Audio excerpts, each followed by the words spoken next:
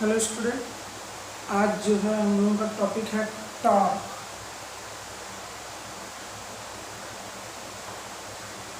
ठीक है, magnetic torque कब आपको निकालना है? जब यूनिफॉर्म मैग्नेटिक फील्ड होगा तब। ठीक है, जैसे मान लीजिए कि एक ये मैग्नेटिक फील्ड आपका है। ठीक है, ये आपका मैग्नेटिक फील्ड का रीजन है जिसमें एक प्लेन शीट रखा गया है।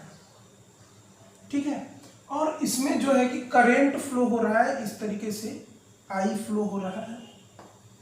ये आपका क्या है? करंट है आई। ठीक है, अब देखिए सबसे पहले कि अब फोर्स भी इस पे लगेगा। ठीक है, फोर्स जो है हम लोग निकालेंगे कैसे? राइट हैंड रूल से। ठीक है, फोर्स निकालेंगे राइट हैंड रूल से। तो यहां पे मान लीजिए कि ये आपका इस करंट के लिए F1 है, इस करंट के लिए फोर्स F2 है, इस करंट के लिए फोर्स F3 है, और इस करंट के लिए जो फोर्स है वो क्या है? F4 है। ठीक है, तो टॉर्क निकालने के लिए हम फोर्स का ही यूज करेंगे, क्योंकि टॉर्क इज इक्वल टू क्या होता है? Force into perpendicular distance. ठीक है ना, यानी फोर्स लगाने से उस ऑब्जेक्ट में परपेंडिकुलरली कितना डिस्प्लेसमेंट हुआ है उसका मल्टीप्लाई किया जाता है। हॉरिजॉन्टली कितना डिस्प्लेसमेंट हुआ है उससे मतलब नहीं रहेगा। अगर उसको लेकर चलेंगे तो वो टॉर्क नहीं वर्क हो जाएगा। ठीक है, तो ये बात ध्यान रखिएगा। यहाँ पे एक चीज देखिए आप कि यहाँ पे आपका जो F1 है उसका डायरेक्शन ये है, F3 है इसका डायरेक्शन ये है। तो हम ये बोल सकते हैं कि भाई जो F1 है वही आपका क्या होगा? F3 होगा, और जो F2 है वही आपका क्या होगा? F4 होगा, क्योंकि अकॉर्डिंग टू वेक्टर रूल अगर देखा जाए तो अपोजिट है, और करंट सेम है ना, मैग्नीट्यूड सेम है, बस डायरेक्शन का बात है। तो डायरेक्शन दोनों का अपोजिट है तो भाई आपस में क्या हो जाएंगे? इक्वल हो जाएंगे। ठीक है, चलिए लगाते हैं यहाँ पे थोड़ा सा। यहाँ पे आपको एक चीज है कि मान लीजिएगा कि इसका जो लेंथ है वो b है, और ये जो लेंथ है ये आपका क्या है? l है। ठीक है, तो उस अकॉर्डिंग हम जो है फोर्स लगाएंगे। तो F इज इक्वल टू क्या होता है? थोड़ा समझिएगा कि F इज इक्वल टू होता है BIL साइन थीटा। ठीक है, क्या होता है? F is equal to BIL sine theta. यहाँ पे सब क्या है? परपेंडिकुलरली है, तो थीटा इज इक्वल टू क्या हो जाएगा? 90 डिग्री हो जाएगा, तो केवल क्या हो जाएगा? BIL। ठीक है ना, तो चलिए निकालते हैं। और F1 के लिए निकालते हैं। तो F1 के लिए BI, देखिए F1 और F3 पे क्या डिस्टेंस है? B है, तो यहाँ B ले लीजिए, BIB। ठीक है, F2 और F4 के लिए ले लीजिए, क्योंकि इनका डिस्टेंस जो है वो क्या है? सेम है, L है, तो ये आपका हो जाएगा BIL। ठीक है, तो देखिए F1 F3 is equal to BIB, F2 F4 is equal to BIL। ठीक है, चलिए अब टॉर्क निकालते हैं। ध्यान से देखिएगा, बहुत इजी है। सबसे पहले टॉर्क इज इक्वल टू आपका होता है फोर्स इनटू परपेंडिकुलर डिस्टेंस। ये ध्यान रखिएगा, ठीक ना, कि फोर्स जिस लेंथ पे लग रहा है उसके परपेंडिकुलर जो लेंथ होगा वही लेंथ हम लोग लेंगे। तो एक बार इसके लिए लेके चलते हैं और एक बार इसके लिए लेके चलते हैं, देखते हैं क्या अलग अलग हो सकता है या एक ही हो जाता है। तो टॉर्क को टाउ से डिनोट किया जाता है, वेक्टर होता है ये। ठीक है, फोर्स F हो गया। अब आप पे डिपेंड करता है कि आप F1 ले रहे हैं कि F3 ले रहे हैं कि F2 ले रहे हैं कि F4 ले रहे हैं। ठीक ना, सब एक तरीके से सेम ही रहेगा यहाँ पे। ठीक है, तो चलिए अगर हम मान लीजिए F1 ले रहे हैं तो F1 हो गया आपका ये। ठीक ना, ये आपका F1 हो गया। तो इसके परपेंडिकुलर डिस्टेंस क्या है? इसके परपेंडिकुलर डिस्टेंस क्या है? L है, यानी कि ये जो डिस्टेंस परपेंडिकुलर डिस्टेंस है तब L हो जाएगा। लेकिन अगर यही हम इसके लिए बात करते F2 के लिए अगर बात करते सेकेंड कंडीशन में, तो F मान लीजिए ये 1 है आपका, ये 2 के लिए बात करेंगे तो यहाँ पे B हो जाएगा, क्योंकि देखिए F2 के परपेंडिकुलर कौन है, B है। F2 के परपेंडिकुलर कौन सा डिस्टेंस है, B है, तो B लेंगे। ठीक है, चलिए यहाँ पे निकालते हैं। F1 इज इक्वल टू क्या है, BIB, BIB और ये वाला L। यहाँ पे देखिए क्या हो जाएगा, F2 इज इक्वल टू क्या है, BIL इंटू ये वाला B। देख रहे हैं दोनों का रिजल्ट सेम ही है। अब कोई भी फोर्स क्या कर सकते हैं, यूज कर सकते हैं। तो चलिए आगे चलते हैं, यहां बताते हैं कि भाई क्या रिजल्ट मिलेगा।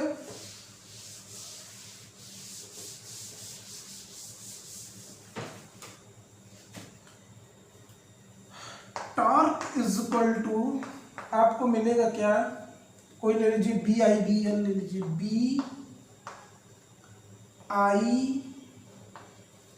भी आपका है, ठीक है, और आपका जो है L, डायरेक्शन की। अब B into L, rectangular sheet लिए थे, ये आपका B था, ये आपका L था, तो B into L equal to क्या होगा, एरिया ऑफ रेक्टेंगुलर शीट होगा। तो इसकी जगह पे हम क्या रख सकते हैं, एरिया लिख सकते हैं। तो टाउ इज इक्वल टू आपका मिल जाएगा BIA, ठीक है। तो एरिया हो गया A।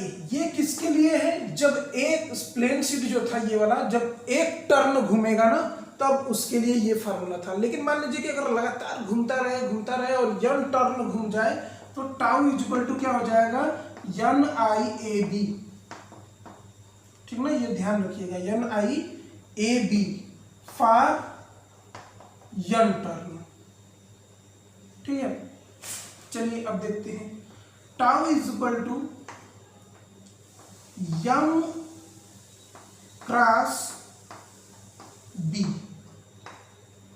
ठीक है, ये आपका b वेक्टर है यहाँ पे। अब NIA कैसे m हो गया, ये देखिए आप पढ़े थे ना कि IA² हम बताए थे कि क्या होता है, मैग्नेटिक मोमेंट होता है। A² क्या है, मान लीजिए दोनों, ये भी साइड A है, ये भी साइड A है, तो इसका एरिया क्या होगा, A², यानी A² एक तरीके से क्या है, एरिया है, यानी IA is equal to m। For n turn के लिए NIA is equal to m। तो यहाँ पे जो है कि हमने फॉर्मूला रख दिया है NIA, ठीक है। यहाँ पे आपका क्या है, मैग्नेटिक मोमेंट, ठीक है। और मैग्नेटिक मोमेंट का जो डायरेक्शन होता है वो भी आप राइट हैंड रूल के अकॉर्डिंग निकाल सकते हैं, जिधर फोर्स होगा उधर आप इसका डायरेक्शन कर सकते हैं। तो अब देखिए ये क्या आया, क्रॉस प्रोडक्ट आया ना, तो टाउ इज इक्वल टू क्या हो जाएगा, जब क्रॉस हटेगा तो आपका हो जाएगा MB साइन थीटा। यानी कि ये बोला जा सकता है कि भाई M जो है परपेंडिकुलर है किसके, B के। और ध्यान रखिएगा हम एक चीज और निकालने हैं कि B परपेंडिकुलर है I के, ठीक ना। तो M B के परपेंडिकुलर है और B I के परपेंडिकुलर है, ठीक है। तो इस तरीके से हम जो है tau is equal to MB sine theta हमारा टॉर्क है। जब मैग्नेटिक फील्ड क्या हो, यूनिफॉर्म हो, तो उस कंडीशन में जो टॉर्क होगा वो आपका MB साइन थीटा होगा। एक क्वेश्चन है, एक क्वेश्चन हम लोग देखते हैं इस पे, इसको नोट कर लीजिएगा स्क्रीनशॉट लेके।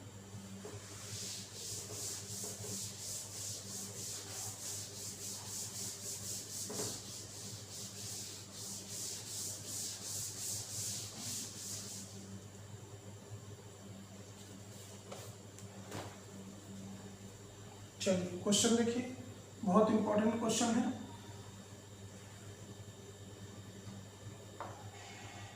ये आपका एक्स एक्सिस है, ये आपका वाई एक्सिस है, ये आपका जेड एक्सिस है। करंट कुछ इस तरीके से जा रहा है एक्स एक्सिस पे, फिर यहाँ से ये वाई एक्सिस पे जा रहा है, फिर जेड यहाँ पे आ जा रहा है एक्स एक्सिस पे, और फिर यहाँ आ जा, ये आपका है O, ठीक है। क्या क्या गिवन है वो आपको हम बता दे रहे हैं। आपको गिवन है B is equal to 3000 gauss, ठीक ना, यूनिट टेस्ला होता है। अब गॉस दिया गया है तो इसको आप टेस्ला में चेंज कर लीजिएगा। यहाँ पे लिख दे रहे हैं 1 gauss is equal to 10⁻⁻4 tesla, ठीक है। दूसरा है I इज इक्वल टू आपको दिया गया है 12 एम्पियर, ठीक है, और आपको दिया गया है L 10 सेंटीमीटर है, B 5 सेंटीमीटर है। तो ये आपका 10⁻⁻2 मीटर हो जाएगा, 10 × 10⁻⁻2 मीटर, या तो 5 × 10⁻⁻2 मीटर, ठीक है। आपको निकालना क्या है, टॉर्क निकालना है, ठीक ना, टॉर्क निकालना है विथ डायरेक्शन।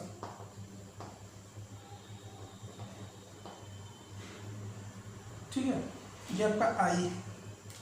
आई अब जब आप सॉल्यूशन करेंगे ना तो थोड़ा ध्यान दीजिएगा, क्योंकि इसमें बहुत थोड़ा सा सेंस लगाना है यहाँ पे कि आई स्टार्ट कहाँ से हुआ, ओरिजिन से स्टार्ट हुआ, कहाँ गया, यक्स एक्सिस पे गया, ठीक ना। तो आई यहाँ पे आई कैप के साथ चल रहा है, ठीक है, ध्यान दीजिएगा। अब टॉर्क इज इक्वल टू, सबसे पहले आप मैग्नेटिक मोमेंट निकाल लीजिए, आई इंटू ए होता है, ठीक है। आई कितना दिया गया है, 12 दिया गया है, ठीक ना, और ये किस एक्सिस पे है, एक्स एक्सिस पे है, तो आई कैप के साथ चलेगा, इनटू एरिया। भाई एरिया तो कोई वो होता नहीं है, फ्लो तो कर नहीं रहा है एरिया, तो वो आई जे के होता नहीं है, तो ये आपका हो जाएगा एरिया, देखिए निकाल लीजिए यहाँ से 50 × 10⁻⁴। चलिए तो ये हम देखिए कितना आ गया, और 25 600 × 10⁻⁴ आई कैप, ठीक है। यानी इसको हम लिख सकते हैं m is equal to 6 × 10⁻⁻2 i cap. यहाँ से आप मैग्नेटिक मोमेंट का आप डायरेक्शन देख सकते हैं। मैग्नेटिक मोमेंट का डायरेक्शन क्या है, आई कैप। आई कैप का मतलब यक्स एक्सिस, जिस साइड में करंट जा रहा है उसी साइड में मैग्नेटिक मोमेंट हो गया आपका, ठीक है। चलिए तो निकालते हैं भाई torque. Torque is equal to क्या होगा, mb sin थीटा, परपेंडिकुलर है तो केवल हो जाएगा mb, ठीक ना। m का वैल्यू कितना दिया गया है, m का वैल्यू देखिए दिया गया है 6 × 10⁻⁻2 आई कैप इंटू b कितना है, ध्यान दीजिएगा यहीं से निकालना है कि यहाँ पे जब I इस डायरेक्शन में है, ठीक ना, इस डायरेक्शन में है, और इसको जब फ्लेमिंग से करेंगे राइट हैंड से तो ये क्या हो जाएगा, इस डायरेक्शन में B होगा, B आपका इस डायरेक्शन में होगा, मतलब Y डायरेक्शन में होगा। Y डायरेक्शन का मतलब कौन सा कंपोनेंट होगा, J कंपोनेंट होगा, ठीक है ना। तो B इज इक्वल टू आपको दिया गया है 3000 × 10⁻⁴ टेस्ला होगा, टेस्ला में चेंज कर दिए, किस कंपोनेंट के साथ है भाई, J कंपोनेंट के साथ है। मल्टीप्लाई करिए, देखिए टाउ इज इक्वल टू क्या मिल रहा है आपको, 6 3 18 इंटू 6 3 18 इंटू 10⁻, देखिए कितना हो जाएगा, 3 -2 यहाँ है, -4 यहाँ है, आपका 6 हो जाएगा, और 6 में से ये 3 तो 0 निकल जाएगा तो -3 बचेगा, और किसके साथ मिलेगा भाई, I इंटू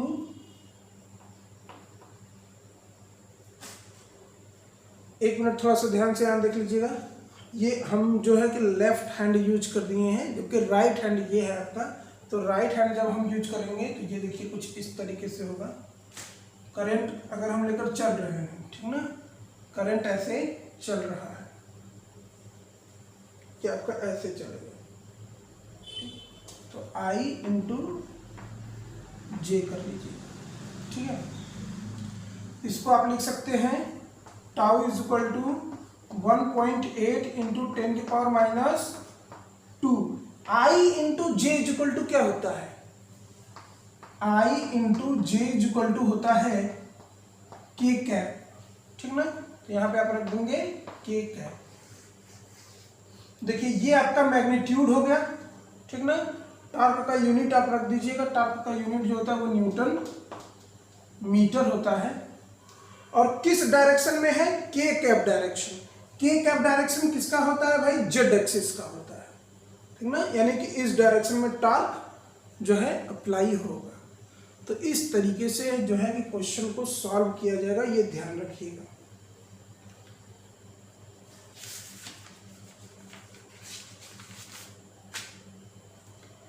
नोट कर लीजिए इसको और चलते हैं नेक्स्ट टॉपिक की तरफ, जो बहुत ही इंपॉर्टेंट है, मूविंग कॉइल गैल्वेनोमीटर, ठीक है। नोट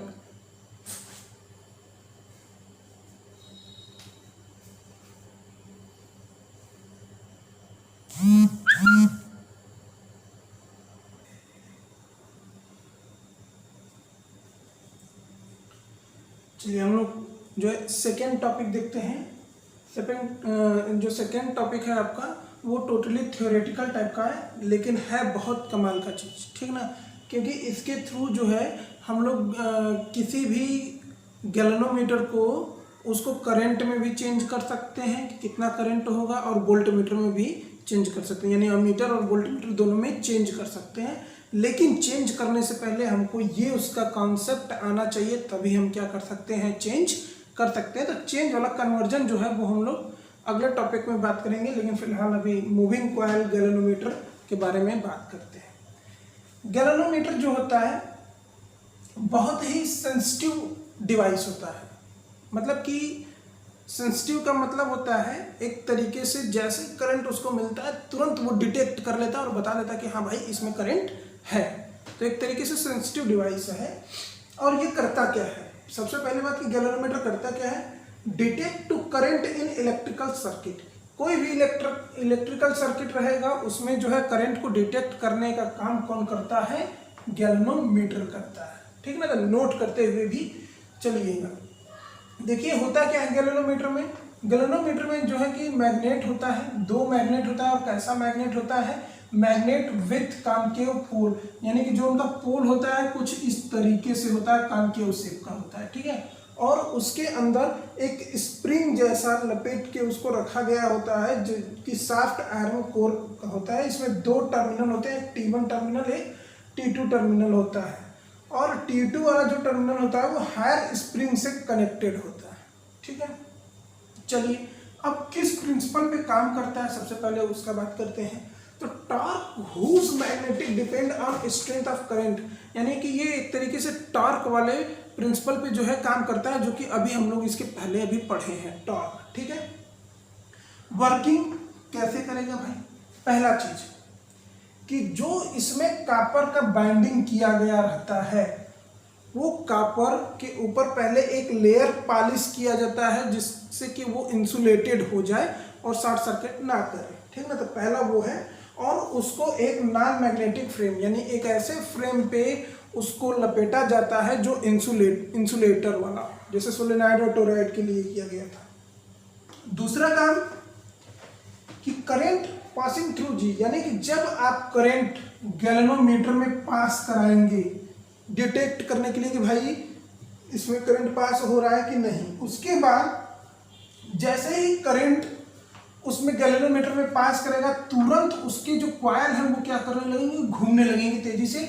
और सेंसिटिविटी के कारण उसके जो नीडल होते हैं वो क्या होते हैं, मूव कर जाएंगे। मान लीजिए कि उसने n टर्न्स जो है मूव किया, तब उसमें टॉर्क कितना होगा, टॉर्क अभी हम बताएं कितना होगा, NIAB साइन थीटा। अगर ये परपेंडिकुलर हो, थीटा इक्वल टू 90 डिग्री हो, तो टाउ इक्वल टू NIAB मिल जाएगा। और इस टॉर्क को हम लोग डिफेक्टिंग या डिटेक्टिंग टॉर्क बोलते हैं, यानी डिटेक्ट करने वाला जो टॉर्क है, यानी कि जो गैल्वेनोमीटर है आपका वो करंट डिटेक्ट करेगा, तो उस कंडीशन में वहाँ पे जो टॉर्क जनरेट होगा वो डिटेक्टिंग टॉर्क कहलाएगा, और वो AB होगा। ठीक है, सबसे बड़ी बात ये कंसिस्ट इलास्टिक बिहेवियर, यानी कि जब वो जैसे स्प्रिंग है, ठीक है ना, जैसे ये करंट किया ये तुरंत क्या हो जाएगा, मूव कर जाएगा। ये घूमेगा तो ये क्या करेगा, स्प्रिंग को खींचता हुआ चला जाएगा, जिससे इसमें टेंशन आ जाएगा। तो स्प्रिंग क्या हो जाएगा भाई, एकदम फैल जाएगा। तो जब स्प्रिंग फैल जाता है तो निडल क्या होता है, घूमने लगता है। तो जैसे ही आप करंट उसमें से हटाएंगे, करंट का कनेक्शन हटाएंगे, तो तुरंत निडल फिर किस पे आ जाता है, जीरो पे आ जाता है। तो कैसे जीरो पे आ जाता है, इसका मतलब कि वो अपने आप को क्या कर रहा है, रीस्टोर कर रहा है। और यही तो एक तरीके से इलास्टिक होता है, यानी कोई भी मटेरियल अगर अपने आप को रीस्टोर कर ले तो उस बिहेवियर को हम लोग इलास्टिक बिहेवियर बोलते हैं। यानी कि इसमें दो टार्क है। पहला, जब करंट दे रहे हैं तो वो एक टार्क जनरेट कर रहा है, जिससे कि डिटेक्ट कर ले रहा है करंट को। फिर जैसे ही करंट हट जा रहा है वो अपने आप को रीस्टोर कर ले रहा है। यानी कि जैसे स्प्रिंग आप देखते हैं, एक बार घुमा देते हैं, ठीक है, घुमाने के बाद स्प्रिंग से लगा हुआ है, जैसे ही छोड़ेंगे फिर से वो घूम के क्या आ जाता है, अपने पोजीशन पे। यानी कि आप जब फोर्स उस पर लगाए हैं तो वो डिटेक्टिंग फोर्स है। आप उस पर से फोर्स रिमूव कर लिए तो वो अपने आप को रीस्टोर कर लिया। यानी कि वहां पे आप फोर्स लगा नहीं रहे, वो खुद से अपने आप को फोर्स लगा रहा है। तो वो आपका क्या हो जाएगा, restoring torque. Restoring torque, torque equal to क्या होता है भाई, फोर्स इनटू परपेंडिकुलर डिस्टेंस, यही होता है। तो स्प्रिंग है तो स्प्रिंग का फोर्स कितना होता है, के होता है, ठीक है। स्प्रिंग कांस्टेंट फोर्स कितना होता है, के होता है। और फाई जो है यहाँ पे डिस्प्लेसमेंट है, यानी कि किस एंगुलर ट्विस्ट से, यानी किस ट्विस्ट का मतलब कि एंगुलर एक तरीके से टर्न, एंगुलर टर्न फाई। तो फाई को ट्विस्ट बोला जाता है और के को रीस्टोरिंग फोर्स। अब भाई दो टार्क हुआ, तो जितना टार्क लगाकर आप उसको घुमाए थे, फिर जब करंट हटा लिए तो उतना ही टार्क लगा के वो अपने आप को क्या किया, रीस्टोर किया होगा। तो इसका मतलब क्या हो गया कि रीस्टोर टार्क डिटेक्टिंग टार्क के क्या होगा, इक्वल होगा। ठीक है, अब यहीं से आगे हम लोगों की कहानी बढ़ेगा।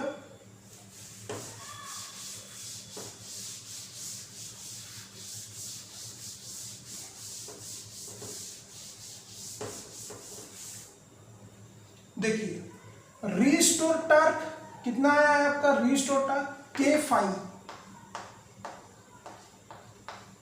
डिटेक्टिंग टार्क कितना आया है, NIPA, ठीक ना, यही आया है। अब यहां से आप जो है क्या करेंगे, सबसे पहले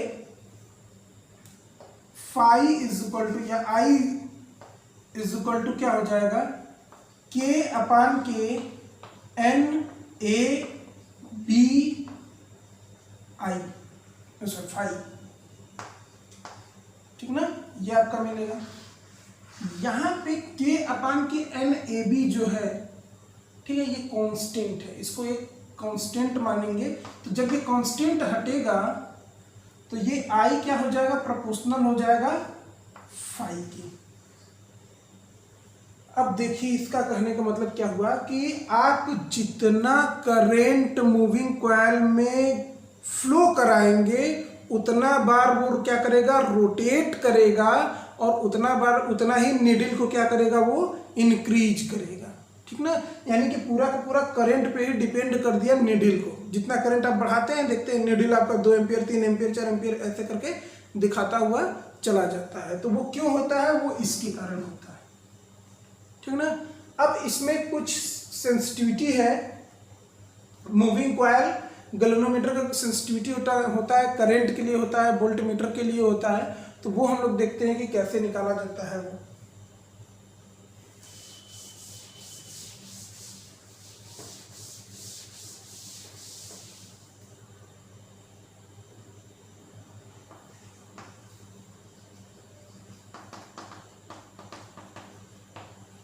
सबसे पहले करंट के लिए निकालते हैं हम लोग। मान लेते हैं कि करंट का जो सेंसिटिविटी है वो आपका क्या, फाई अपान के आई, यानी कि करंट का जो सेंसिटिविटी होगा वो क्या होगा, उसके ट्विस्ट पे डिपेंड होगा। यहीं से आप उसको निकाल सकते हैं। जैसे यहाँ पे देखिए क्या हो गया, I is proportional to phi है, तो I इज इक्वल टू आपका क्या हो गया 1/k IS होता है, फाई हो गया, IS इज इक्वल टू यहाँ पे आपको मिल जाएगा 5/k I, यही IS जो होता है आपका करंट सेंसिटिविटी होता है। ठीक है, और एक चीज देखिएगा कि IS is equal to 5/k I आया हुआ है, ठीक है, और 5 इज इक्वल टू, यहाँ से देखिए 5 इज इक्वल टू अगर हम ये रख दें यहाँ पे रिजल्ट, या I का वैल्यू रख दें यहाँ पे, तो क्या हो जाएगा 5/k, I का वैल्यू रखिए k 5/k NAB, 5 से 5 कैंसिल हो गया, ये आपका ऊपर चला गया, तो ये आपको मिल जाएगा NAB/k,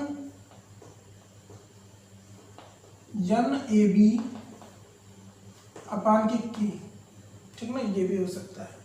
और ये टोटल जो होता है IS is equal to 5/k, I note कर लीजिएगा, NAB/k, और ये जो होता है गैल्वनो कांस्टेंट होता है, ठीक ना, ये जो कांस्टेंट है, ये वाला जो कांस्टेंट है K/NAB, ये G होता है, K/NAB G होता है, जिसको गैल्वनो कांस्टेंट बोला जाता है, कांस्टेंट। ठीक है, तो ये करंट सेंसिटिविटी हो गया। अब वोल्टेज सेंसिटिविटी देखते हैं, इसको नोट कर लीजिए, जल्दी से स्क्रीनशॉट ले लीजिए, रफ करते हैं।